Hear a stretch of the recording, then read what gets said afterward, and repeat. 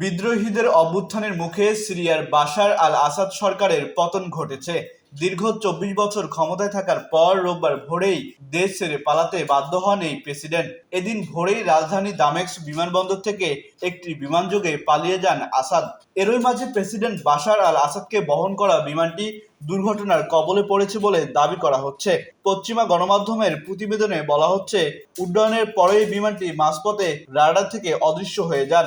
এরই জেরে সিরিয়ার প্রেসিডেন্ট বাশার আল আসাদের ভাগ্য নিয়ে জল্পনা কল্পনার শেষ নেই। দাবি করা হচ্ছে, তিনি যে বিমানে ছিলেন তা হয়তো বিধ্বস্ত হয়েছে বা ভূপাতিত হয়েছে।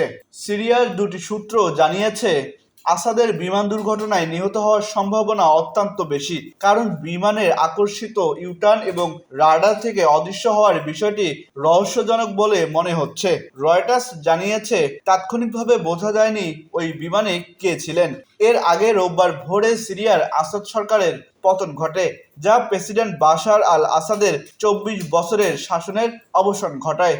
বিদ্রোহী গোষ্ঠী হায়াত তাহরির আল শাম দামেস্ক দখল করে নিলে এ ঘটনা ঘটে। আহসান সাকিব হাসান, আকাশ জমিন, ঢাকা।